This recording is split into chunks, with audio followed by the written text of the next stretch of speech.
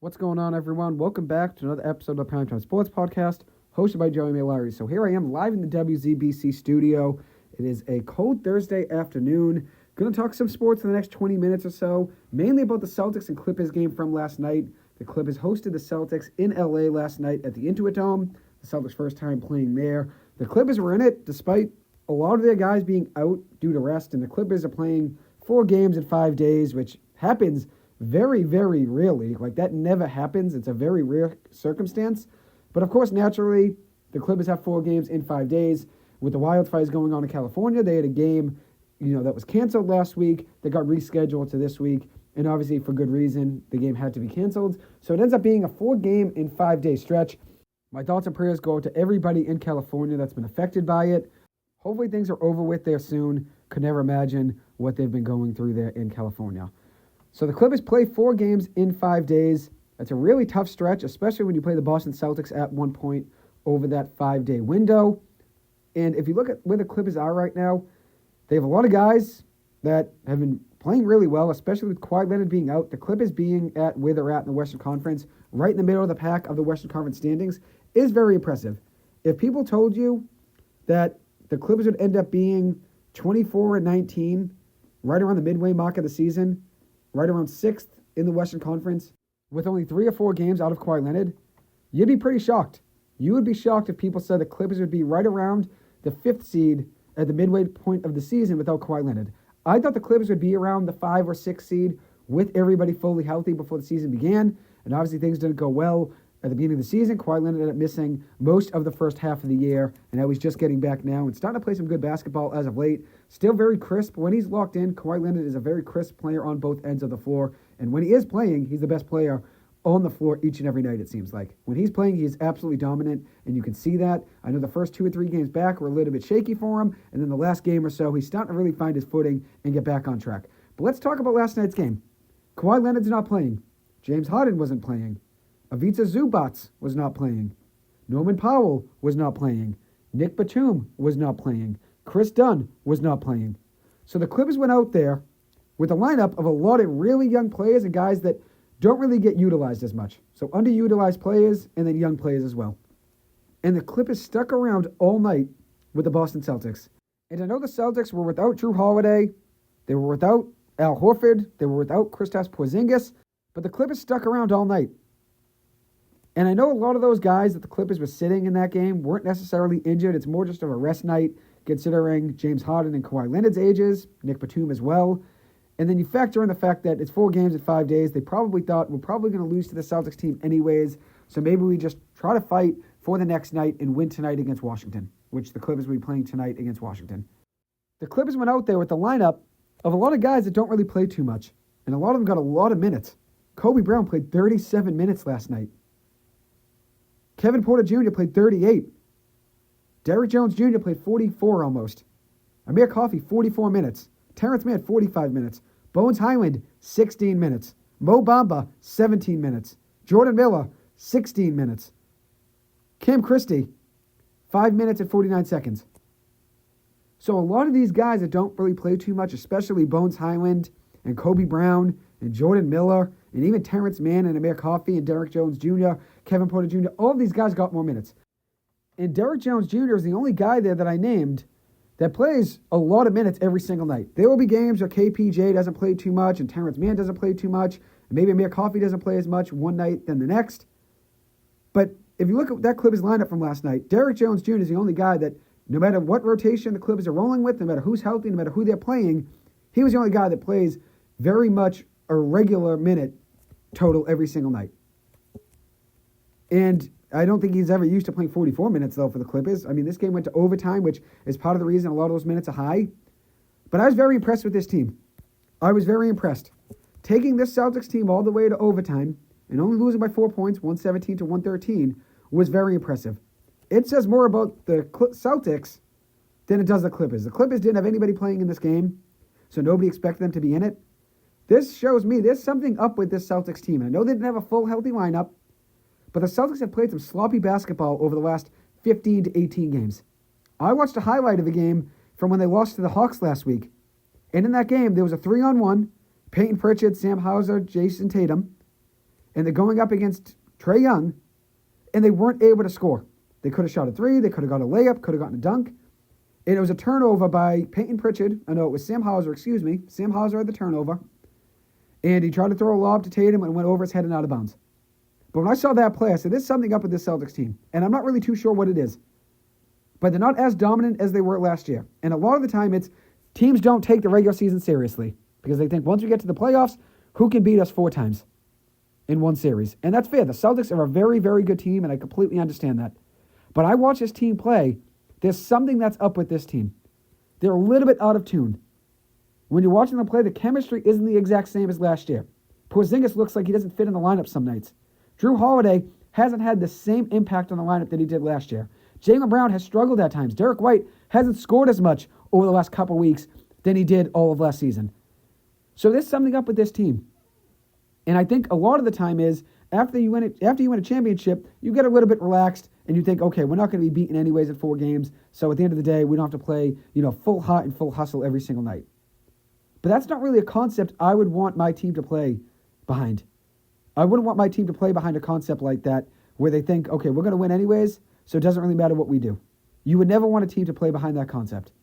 You want a team that shows up every single night, no matter the role, no matter the time, no matter the opponent, no matter if it's home or away. You want your team to show up and want to play every single night. And the Celtics, there are nights when they look like they just don't want to play. And last night, in the first half at one point, the Celtics and the Clippers were both lights out shooting the ball. And it looked okay. The Celtics are clicking on offense, and they were honestly playing some good defense as well. The Clippers hit a lot of big-time shots in that first half where there was just excellent defense from the Celtics, and Amir Coffey and Kevin Porter Jr. and Derrick Jones Jr. were just scoring, even though the Celtics are playing great defense. So when you see a first half like that, you think, okay, the Celtics are back in tune. They're playing good on both ends of the floor, and probably in the second half, they'd wake up, start scoring, and beat this team pretty easily in the second half. But that wasn't the case. That wasn't the case last night. The Clippers really did have a decent chance to win this game last night. They were up by 3 points heading into the fourth quarter. Up by 3 heading into the fourth quarter. And if you look at the shot percentages, the Clippers shot 52% of the night. Celtics were around 46%. The Clippers shot just 32% from 3, which obviously you want that to be better. But if you look at a lot of windows that the Clippers needed to dominate in if they want to win this game, like steals and blocks, which the Clippers won that ratio, 17 to 15 between steals and blocks combined between the two teams. The Clippers won that. You'd have to win the rebound battle. The Clippers did that, 50 to 49 they won. They won the offensive rebound battle, 9 to 8. So the Clippers needed a lot of things to go their way last night to try to compete against Jason Tatum, Jaylen Brown, Drew Holiday, Peyton Pritchard. When you don't have Kawhi Leonard, James Harden, Norman Powell, your 3 best players, when you don't have those guys out there, you needed other guys to step up, and you needed things to go your way. And the Celtics played exceptional defense all night long. And I want to give credit to Jeff Van Gundy and also Tyronn Lue for putting together an excellent game plan. They made things really tough on Jason Tatum, Jaylen Brown, Derrick White, and Drew Holiday. Things were very tough on those four guys in the first half. There was not an easy shot for any of those guys. Were they hitting some shots? Definitely. But there was always a hand in their face, and there was always tight defense against them. And the Clippers forced a lot of turnovers. The Celtics finished with 19 on the night. The Clippers finished with 22, so not a great night for the Clippers turnovers-wise. But they were a very young team last night, and a lot of guys that are underutilized and inexperienced, so turnovers are going to happen. But if you look at the Celtics, they should have never been in this type of game with the Clippers last night. And the Clippers ran out of gas in the fourth quarter. They ran out of gas. 6 minutes without a point at one point in the fourth quarter. And you could see the exhaustion they had with bad turnovers and some tough air balls and lackadaisical defense at one point, a couple possessions, when they were just tired. Just didn't seem like they were fully locked in with, about 7 minutes left to go in the game. But they found a way to keep it close. They battled back. They kept their head up, and they kept fighting. And you also have to factor in, a lot of close calls went the Celtics' way. Amir Coffey had an and one at one point in the fourth quarter that was taken away, that should have been at least a bucket, but it was taken away, and it was no longer a foul on the Celtics, and I think it was on Jaylen Brown. It was no longer a foul on Jaylen Brown, but the foul was taken back, the call was reversed, and it was an offensive foul on the Clippers. So not only do they lose the 2 points, but it's now a turnover, and it's now the Celtics' ball. So that's a 4-point swing in favor of the Celtics. And then there was also a great Euro move, a great Euro step by Kobe Brown. right around a Celtics defender, right around Nemish Queta, goes right around him, and has a nice easy floater for a layup, and that was taken away at a bad travel call. And it was close, don't get me wrong, but that would have been 2 more points for the Clippers that definitely would have made a difference in that fourth quarter. And then there was a tough out-of-bounds call on the Clippers that shouldn't have been called, but what can you do at the end of the day? I was very impressed by the defensive game plan. Kobe Brown is excellent all night as the small ball 5, which gave the Clippers life. Before everyone was exhausted before the end, Kobe Brown stepping into that game played a major role and gave the Clippers a major chance to win that game last night. Also factor in Derrick Jones Jr. He is an absolute dog, and I'm thankful he is an LA Clipper. He was excellent, especially in the first quarter. 17 points, 4 rebounds, 2 assists, 7-9 shooting in the first quarter. Finished with 29 points on the game, which is a career high for him. 29 points, 7 rebounds, 3 assists, 1 block, 3 steals, 12 of 20 from the floor, 4 of 7 from 3. Shot the ball very well all night, played excellent defense, and was the main reason the Clippers stayed in that game. But then you look at Kevin Porter Jr., who had 26 points, 7 rebounds, 7 assists, 3 steals, 12 of 21 from the floor. He had a very good night overall as well. He did have a slower second half. Once the Celtics got Jaden Springer in the game and they put him on Kevin Porter Jr., it definitely slowed him down. And credit to Springer. He's a great player defensively. He's a guy I actually was a fan of on the Sixers at one point. I thought it was an underrated move by the Celtics to go out and get him last year. But Kevin Porter Jr. did struggle with Springer on him, so that was definitely a factor. But you also look at Amir Coffey, 24 points, 3 rebounds, 2 assists, 9 of 15 shooting. These guys stepped up. They stepped up without James Harden, without Kawhi Leonard, without Ivica Zubac, without Norman Powell. These 3 guys stepped up on offense and carried the load and gave everything they could on the offensive end. And they were great. A lot of tough shots were hit by those 3 guys. Hands in their face, having to dribble and create separation and create their own shot. They found a way to do all that, and they kept it close all night. And Kobe Brown, I want to go back to really quick, because even though a stat line, it might not show with just 4 points, did have 11 rebounds, you can see that in a stat line. 2 assists, 2 blocks, and a steal. 2 of 7 shooting from the floor, 0 of 3 from 3. His impact on that game cannot be quantified by the amount of points he had. 4 points, looks like he didn't do too much, but then you look at the rebounds, you look at his defense, 2 blocks and a steal in 38 minutes. And especially in an increased role last night, he's not used to playing 38 minutes. He kept up very well with the Celtics last night. He made it very hard on them as a small ball 5. And I think that's a lineup the Clippers are going to go to in the future because the trap worked very well with Kobe Brown in it. He played very, very tough defense against Jason Tatum all night long when he was matched up with them. And Tatum still had a decent game, still finished with 24 points, 7 rebounds, 8 assists, and 4 of 13 shooting from 3, 9 of 22 from the floor. Wasn't his best game, though. Kobe Brown made things hard on him, and so did Derrick Jones Jr. Derrick Jones Jr. made it hard on Tatum last year in the NBA Finals. He's a very good defensive player. But I was very impressed by the defensive game plan, and I'm happy they found a way to incorporate Kobe Brown into that lineup. But going back to Derrick Jones Jr., he was excellent all night. And I think every single player had a moment in that game where they were a big contribution. Look at Bones Highland. Even though he finished with only 8 points, 3 of 7 shooting from the floor, 2 of 5 from 3, did have 4 turnovers. That was definitely tough. Had a couple careless turnovers and also a tough missed 3 at one point. That was a tough air ball. His impact on the game was definitely better than the stat line shows. But the turnovers definitely had to be better last night. That was definitely one thing that you definitely need better from Bones Highland. But he did hit a couple big shots. Beginning of the fourth quarter, hit a big 3. Gave the Clippers a chance to extend their lead to 6 points at the beginning of the fourth quarter. And so he hit some big shots. I was happy to see him get some minutes, but you definitely expect a little bit more from him in regards to ball control and not turning the ball over. Kobe Brown, I've already mentioned. Amir Coffey was excellent all night. Mo Bamba, I didn't really see Mo Bamba have that great of an impact on the game. He definitely wasn't, a bad player out there. He definitely kept up, and he was only a -2 in the night, so it wasn't like when he was out there the Clippers had, liability at center, but I think they were better off with Kobe Brown at the 5 than they were Mo Bamba. Terrence Mann finished with 11 points, 5 rebounds, 7 assists, which is very impressive. A block and a steal, 4 of 11 shooting from the floor, 0 of 3 from 3. You need a little bit more from him from 3, but at the end of the day, he had a decent night as well. He started very hot early in the game, just like Kevin Porter Jr. Started hot early in the game, and then, things phased out a little bit. And that's just how it goes in basketball sometimes. You're not going to be hot all 4 quarters. But I was impressed with those guys that stepped up. And like I mentioned, there weren't, things that were all perfect. Obviously, there were some turnovers that need to be better. Bones Highland was careless with a couple of the turnovers. There were a couple bad passes by Kobe Brown at one point. It happens. Kevin Porter Jr. wasn't excellent all night with controlling the ball. He had a couple of turnovers that I know he wishes he had back. But that's just basketball for you. That's basketball. You're going to turn the ball over sometimes. That's just a reality. The defense was amazing. Credit to Van Gundy and Lou, like I said. They made things very hard on Jason Tatum and Jaylen Brown for most of the game. And I love seeing Van Gundy standing up at the sidelines, animated the whole game. He really gets into it. And he put together an excellent game plan. I love to see his energy, and the Clippers are in a better position now with him than they were last year without him. I'm really excited to see him on this coaching staff. It was an excellent game plan with a skeleton lineup. Unreal blitzes, great double teams, and they always found a way to put pressure on the Celtics. Turnovers were an issue in the game, but the Clippers' defense was a major factor in that game. The turnovers that led to buckets were an issue, like a bad inbound from Jordan Miller that led to a Derrick White dunk. A couple of bad turnovers by Bones Highland as well led to points. But that's basketball for you. It happens. Turnovers are part of the game. Jaden Springer was excellent on defense of the Celtics. As I said, he slowed down KPJ. And KPJ at one point looked like a prime James Harden from the Houston Rockets days. He was really cooking at one point, Porter Jr. He was great scoring the ball early on.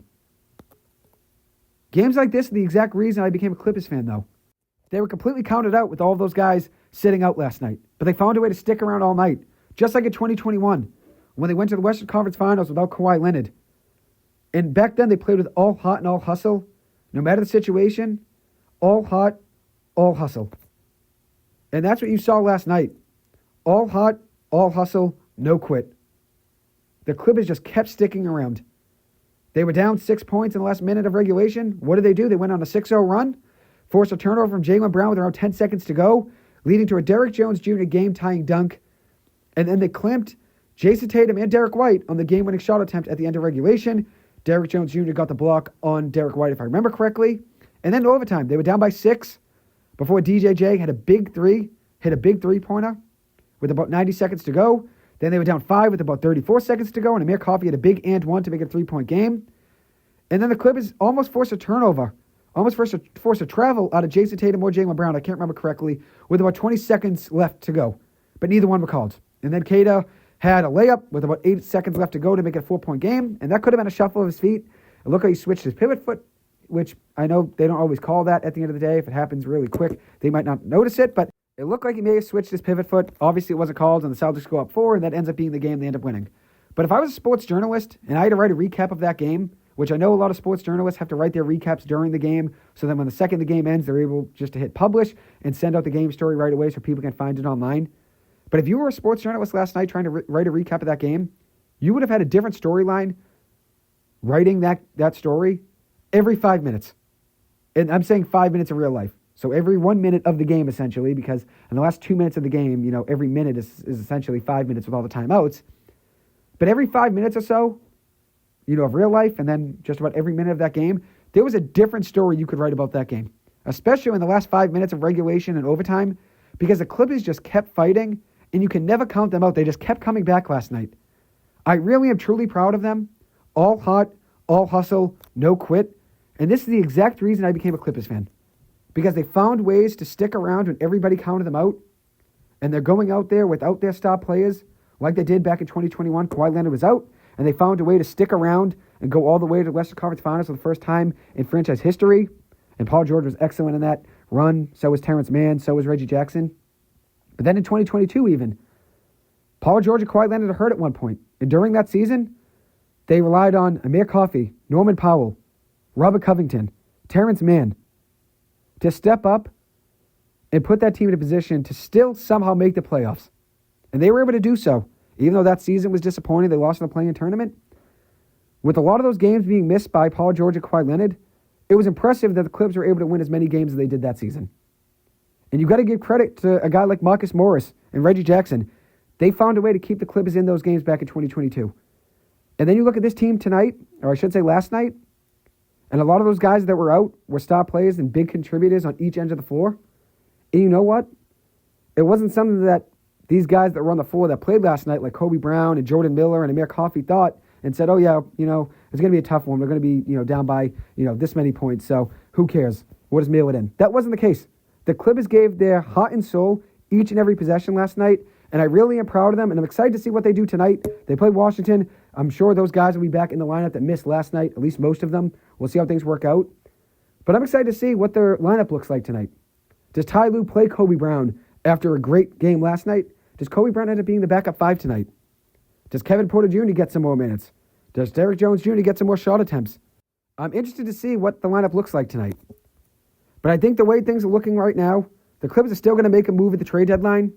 And right now, my prediction is that they're going to package P.J. Tucker with Bones Hyland and Terrence Mann and try to go out and get something else. And I think maybe you could go get a power forward potentially that can play both ways. Maybe get a guy like John Collins from Utah. I would expect the Clippers to go out and make a trade at the trade deadline. And after watching last night, it seems like Bones Hyland, which even though I'm a big Bones Hyland fan and I believe in him and I think he can be a very successful player in the NBA, it seems like he's not going to fit in this rotation probably. And the same goes probably for Terrence Mann maybe at some point. Terrence Mann played very well last night, especially playmaking-wise, 7 assists. But when Chris Dunn's healthy, a lot of those minutes are going to go to him. And if Kobe Bryant gets more minutes now, what's that going to do for Terrence Mann's minutes? Things are going to change, I'm sure, in this lineup. Mo Bamba is another piece they could potentially package and trade in a deal. But I think the Clippers are going to go out and make a move at the trade deadline. And right now, I think Bones Hyland, Terrence Mann, and P.J. Tucker are the 3 pieces they go out and they move on from. Even though I'm a fan of all 3 players, and I know P.J.'s never coming back, but I'm a big fan of Terrence Mann and Bones Hyland, the reality is they might not fit in this rotation completely. And if the Clippers can go out and get an asset they think can help them potentially compete right now, they're going to go out and do that. And we'll see how things work out. I'd be happy to keep those 2 guys on my team, but I also accept the reality that there's a chance that they are traded. It is a business at the end of the day. Anyways, that'll wrap up this episode. Thank you guys so much for taking the time to listen to this. As always, I appreciate it. I hope you guys are good on. I'll see you guys in the next episode. Thank you, and take care now. Have a great rest of your day.